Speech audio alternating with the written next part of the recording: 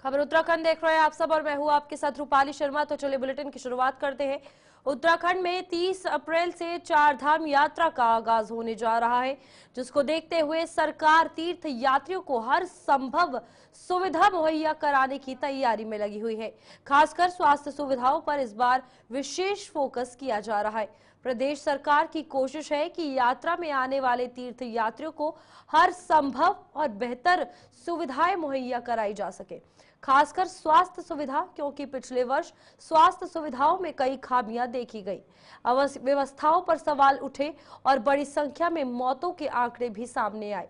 यही कारण है कि इस बार विशेष फोकस स्वास्थ्य सुविधाओं को बेहतर करने में दिया जा रहा है। इसको लेकर प्रदेश के स्वास्थ्य मंत्री डॉक्टर धन सिंह रावत ने बताया कि बद्रीनाथ धाम और केदारनाथ धाम में अस्पताल संचालित किए जा रहे हैं। इसके अलावा यात्रा मार्गों पर भी स्पेशलिस्ट चिकित्सकों की तैनाती की जा रही है और तीर्थ यात्रियों को स्वास्थ्य संबंधी बेहतर सुविधा मुहैया हो सके, इसको लेकर काफी सकारात्मक कदम उठाए जा रहे हैं। वहीं यात्रियों के कुशल स्वास्थ्य को देखते हुए स्वास्थ्य विभाग भी एक्टिव मोड में है, अपनी तैयारियों पर काम कर रहा है। उत्तराखंड की प्रभारी DG health doctor Sunita Tamta ने कहा कि हमने चार धाम रूट से बाहर के जिले, मेडिकल कॉलेज और केंद्र सरकार से भी 25 से 30 डॉक्टरों की मांग की है, जो चारों धामों के साथ यात्रा मार्ग पर भी तैनात रहेंगे। साथ ही उन्होंने कहा कि सभी डॉक्टर, स्वास्थ्य मित्र और पैरामेडिकल स्टाफ के साथ कुल मिलाकर 1200 स्वास्थ्य कर्मियों की तैनाती चार धाम में की जा रही है, जिसके साथ हम प्रयास करेंगे कि इस बार कम से कम यात्रियों की मौत के मामले देखने को मिले। वहीं चार धाम यात्रा में स्वास्थ्य सुविधाओं को लेकर विपक्ष ने सवाल उठाए हैं। कांग्रेस प्रदेश अध्यक्ष करण माहरा ने चार धाम यात्रा के लिए सरकार कोई कदम उठाए जा रहे हैं तो वो स्वागत योग्य है, ये कहा है। पिछले वर्ष जो हालात चार धाम यात्रा के दौरान हुए थे वो शर्मनाक थे और राज्य के हित में भी नहीं थे। सभी विभागों की बैठक कर लिया है, मैंने भी बैठक कर ली है और मैं ये कह सकता हूँ कि चार धाम यात्रा में जितने भी यात्री आएंगे उनको जो है हमारे तरफ से हम उनका स्वागत भी करना चाह रहे हैं और स्वास्थ्य विभाग की तरफ से कोई कमी नहीं रहेगी। इस बार बद्रीनाथ जी में भी और केदारनाथ में भी हम लोग हॉस्पिटल बन के तैयार हो गए हैं, उनका इस बार उद्घाटन में होने जा रहा है। डॉक्टरों की भी अब कमी नहीं होगी। हम 31 मार्च को 85 डॉक्टरों की नियुक्ति और करने जा रहे हैं और अप्रैल के महीने में लगभग 150 डॉक्टरों की नियुक्तियां और करने जा रहे हैं और अभी 27 तारीख को हम 1500 नर्सों की भी नियुक्तियां देने वाले हैं। मुख्यमंत्री जी और हम लोग 1500 नर्सों को नियुक्ति देने वाले हैं। एक बड़ा कार्यक्रम हम उस दिन दून मेडिकल कॉलेज में कर रहे हैं।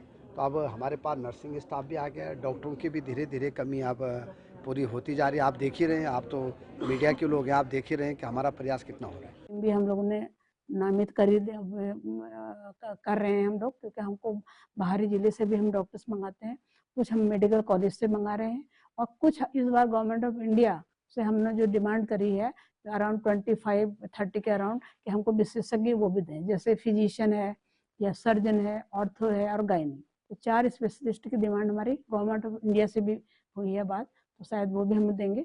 तो इस तरह से हमारे जो टोटल हमारे इस चार धाम के रूट में जो हमारे कुछ तो ट्रांजिट डिस्ट्रिक्ट्स हैं और कुछ हमारे जो चार धाम के 3 डिस्ट्रिक्ट हैं। तो ट्रांजिट में हमारे जैसे हरिद्वार से स्टार्ट होते हैं, तो हरिद्वार हो गया, देहरादून हो गया, टिहरी है, पौड़, तो ये हमारे ट्रांजिट डिस्ट्रिक्ट्स हैं। तो यहाँ पर भी हमारे MRPs हैं, तो उसमें सारे मिला के जो टोटल होंगे वो हमारे कम से कम 1200 की स्ट्रेंथ है हमारे डॉक्टर्स एंड पैरामेडिकल्स, स्वास्थ्य मित्र सब लगा के। तो इतना हमारी हम लोग ने वर्कआउट कर लिया है।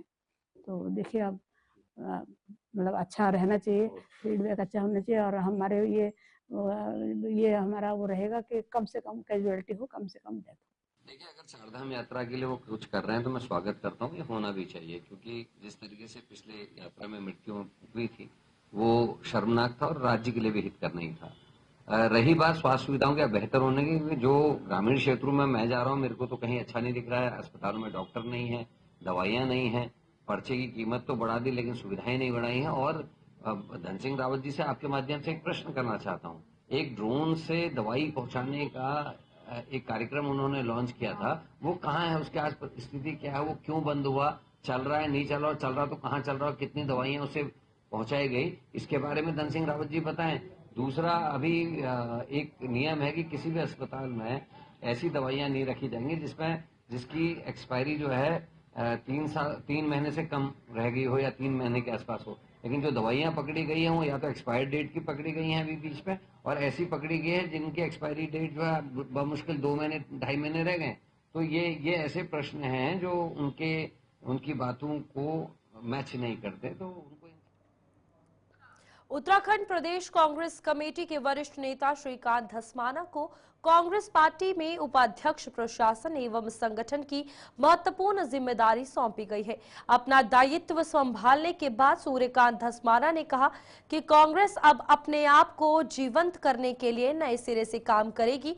आगे उन्होंने कहा कि पूरे प्रदेश में सभी नेताओं का मार्गदर्शन लेकर बूथ स्तर से लेकर वार्ड, ग्राम, ब्लॉक, शहर, जिला और पूरे राज्य और बीएलओ लेवल तक हम कांग्रेस को मजबूत करने का काम करेंगे। समर्थकों का सम्मान करेंगे, साथ ही साथ हम अपने गौरवशाली इतिहास के साथ आगे बढ़ने का काम भी करेंगे। पूरे प्रदेश के अंदर मैंने आपसे कहा कि सारे वरिष्ठ नेताओं का मार्गदर्शन लेकर के राज्य में बूथ स्तर से लेकर के, वार्ड स्तर से लेकर के, ग्राम स्तर से लेकर के, ब्लॉक स्तर से लेकर के, शहर, जिला और फिर पूरा राज्य, पार्टी को बीएलओ लेवल से हम ऊपर तक मजबूत करने का काम करेंगे। पार्टी दिखाई देगी, समर्थकों का सबका, सब बड़ी पार्टी है, बहुत बड़ी पार्टी है। कांग्रेस तो ऐतिहासिक पार्टी है, इसका अपना एक गौरवशाली इतिहास है, आजादी से पहले का, आजादी के आंदोलन का और आजादी के बाद राष्ट्र निर्माण का। कांग्रेस का इतना समृद्धशाली इतिहास है, तो उसके साथ हम अपने गौरवशाली इतिहास के साथ आगे बढ़ने का जो हमारा काम है, पार्टी को मजबूत करने का जो काम है, उसको हम करेंगे।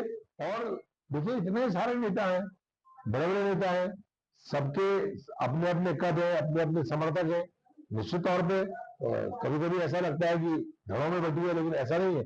जब प्रदेश की जनता के हित का सवाल आएगा तो सारी पार्टी एक साथ एकजुट होकर के लड़ाई लड़ेगी और उस लड़ाई में हरीश रावत ने अपने सोशल मीडिया पर डाले गए पोस्ट में लिखा है कि माल्टा के प्रचार के चक्कर में वो भावुक हो गए हैं। माल्टा गैरसैंण में आया था और गैरसैंण को लेकर मैं खुद भी अपने सपने देखे और कुछ सपने देखे और आपको भी दिखाए थे। वहीं हरि रावत के इस पोस्ट पर बीजेपी उपाध्यक्ष ज्योति प्रसाद गैरोला ने कहा कि हरीश रावत कभी खीरे को लेकर रोते हुए नजर आते हैं तो कभी माल्टा को लेकर रोते हुए नजर आते हैं, कभी माल्टा की दुर्दशा को लेकर रोते हुए नजर आते हैं तो कभी पार्टी की दुर्दशा को लेकर रोते हुए नजर आते हैं और कभी अपनी दुर्दशा को लेकर रोते हुए नजर आते हैं। कुल मिलाकर कांग्रेस ही दुर्दशा का पर्याय बन चुकी है। आगे कुछ कहना उचित नहीं होगा क्योंकि वह एक वरिष्ठ नेता है।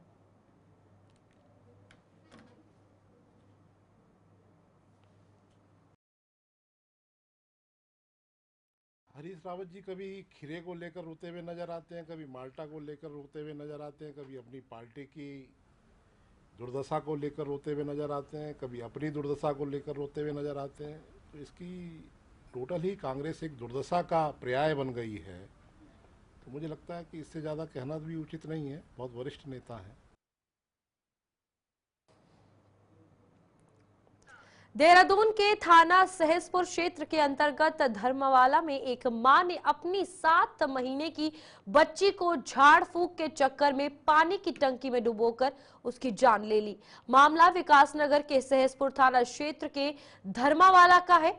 क्षेत्र अधिकारी विकासनगर भास्कर लाल शाह ने कहा कि आरोपी महिला के पति मुंतजिर द्वारा पुलिस को दी गई तहरीर के आधार पर उक्त महिला को गिरफ्तार किया गया है और घटना की पुलिस द्वारा विस्तृत जांच की जा रही है और आरोपी महिला की मानसिक स्थिति का आकलन भी किया जा रहा है।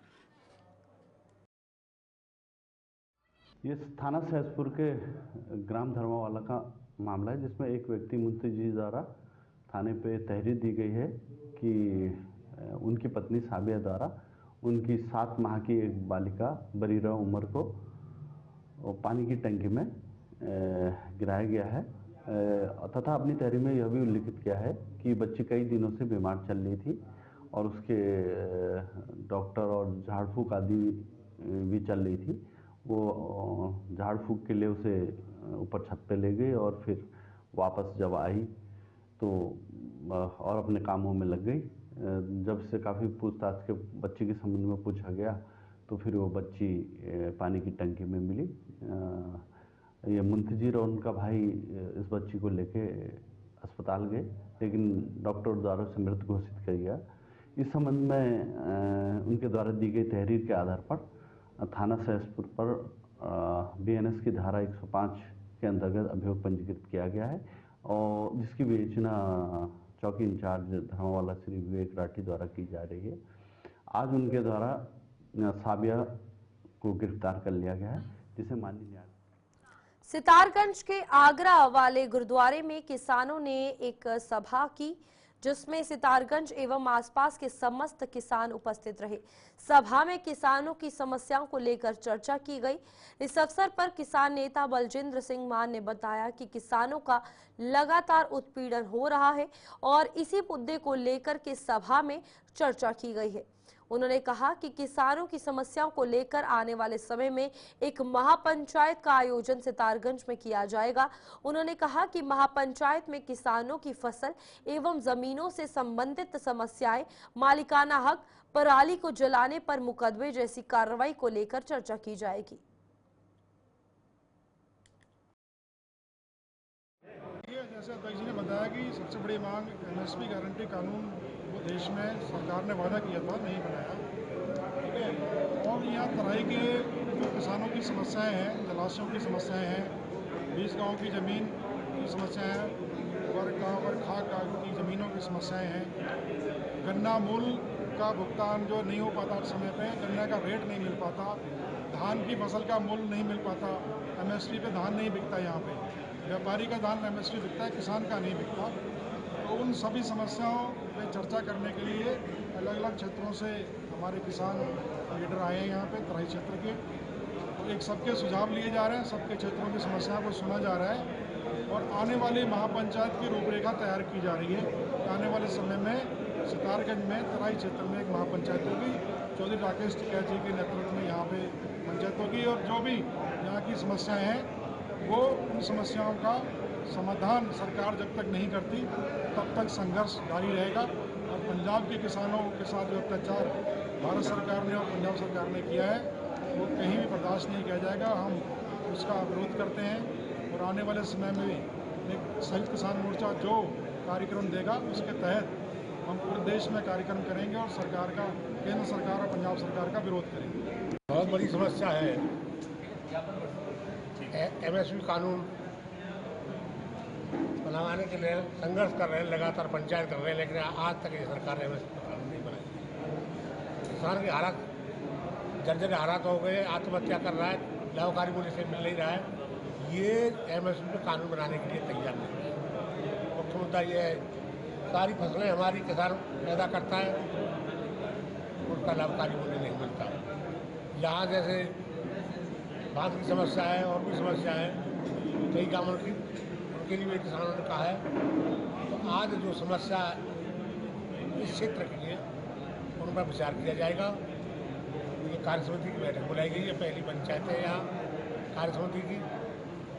सब क्षेत्र से जो भी समस्या है, चाहे बांध की है, चाहे धान की है और किसी की है, कैसी सरकार जी आप देख ही रहे हो, पूंजीपतियों की सरकार है, पूंजीपतियों को बढ़ावा दिया जा रहा है, किसान को कुचलने की सारी साजिश है।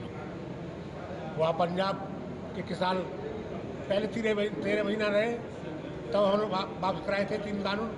अब 13 महीने के बाद में किसानों को कुचलने का प्रयास किया जा रहा है, तो उसे भी नहीं होने देंगे। जब तक किसानों को सम्मान नहीं दिया जाता, पंजाब किसान रिहा नहीं किए जाते, ये पूरे प्रदेश में पंचायत लगातार जारी रहेंगे। और जब तक समस्याओं का समाधान नहीं हो जाता, चाहे वो MSP कानून की है, ये आपके जानवरों की है, आपके लाभकारी मूल्य की है, तब तक किसान को नहीं मिल जाता। मुकदमा है, कर्जा है, ये सब उसी में है। तब तक किसान अपने अधिकारों के लिए सड़कों पर होगा, लेकिन सम्मान उत्तराखंड में महिला अत्याचार और दुष्कर्म को लेकर महिला कांग्रेस मुख्यमंत्री आवास कूच करेगी। महिला कांग्रेस प्रदेश अध्यक्ष ज्योति रोतेला के नेतृत्व में ये प्रदर्शन होगा और लगभग 400 महिलाएं इसमें शामिल होंगी। सरकार की नाकामी की वजह से प्रदेश में महिला दुष्कर्म, अत्याचार और बलात्कार की घटनाएं बढ़ रही हैं। महिलाओं को आरक्षण भी राज्य में कम दिया गया है। अपराधियों में पुलिस का खौफ बिल्कुल नहीं है। आज प्रदेश भर में महिलाएं बिल्कुल भी सुरक्षित नहीं है। महिलाओं के साथ उत्पीड़न के मामले भी लगातार बढ़ रहे हैं, लेकिन सरकार इन घटनाओं को रोकने के लिए कोई ठोस कदम नहीं उठा रही। देखिए, पिछले 8 साल से भारतीय जनता पार्टी की सरकार इस प्रदेश में है और उत्तराखंड के जो लोगों का हाल है, ना महिलाएं अपने आप को सुरक्षित महसूस कर रही है। अंकिता भंडारी को अभी तक न्याय नहीं मिला, युवा बेरोजगार है, स्वास्थ्य सुविधाएं बेहाल हो चुकी हैं और तमाम मुद्दों के साथ हम लोग इस बार मुख्यमंत्री आवास घेराव कर रहे हैं। हम सीएम साहब को बोल रहे हैं कि आप 3 साल जो बेमिसाल बोल रहे हैं, उसमें उत्तराखंड के लोगों के 3 साल बेहाल हैं और वो परेशान हैं और यहाँ का युवा, यहाँ की महिलाएं परेशान हैं। उसको लेकर तमाम मुद्दों के साथ उत्तराखंड मुख्यमंत्री का आवास। तुंगनाथ मंदिर से चंद्रशिला घूमने गए एक पर्यटक के बर्फ में गिरने से पैर फ्रैक्चर हो गया।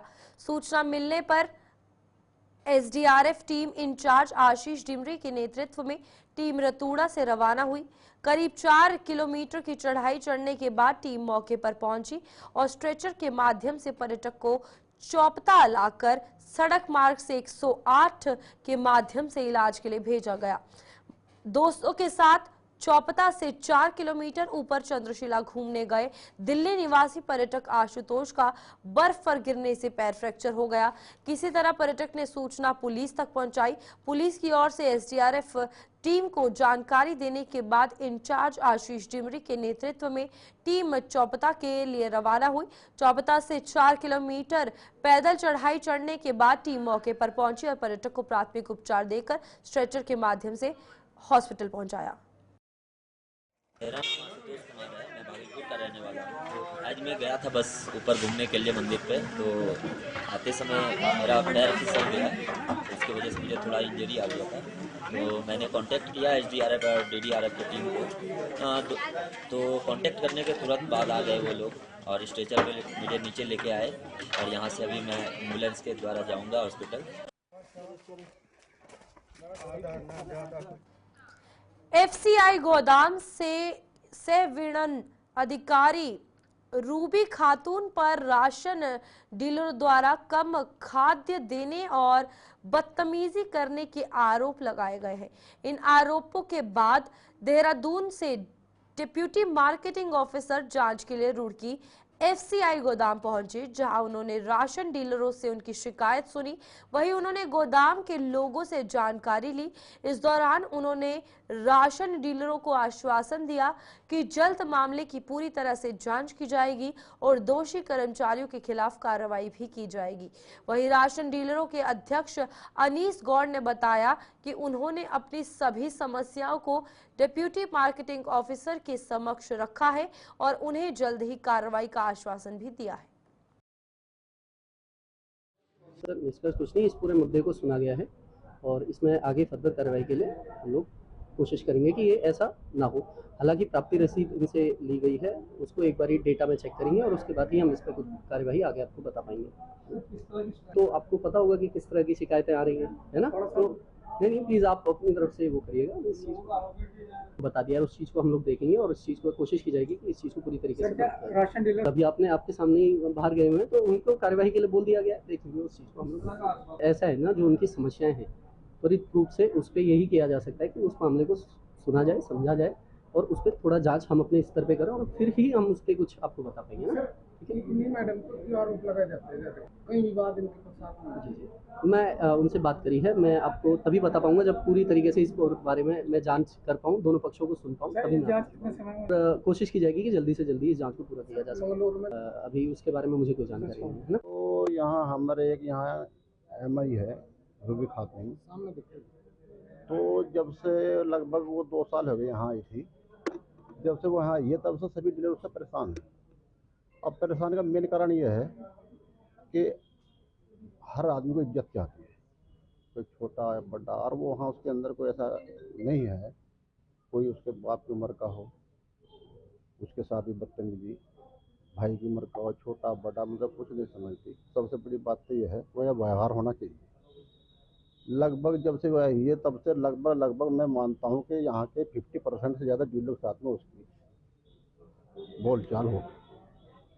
तो कल भी यहाँ और हमारे राशन डीलर हैं पाटली गुज्जर के, दानिश, आबिद, नाजिम, वो माल उठाने के लिए आए होंगे परसों। तो कहीं पट्टों के वजन को लेकर उन्हें कहा कि माल हमारा पूरा नहीं है, माल हमारा पूरा करो, वजन कम है इसमें और हम कांटा कराएंगे, फला कांटा कराएंगे।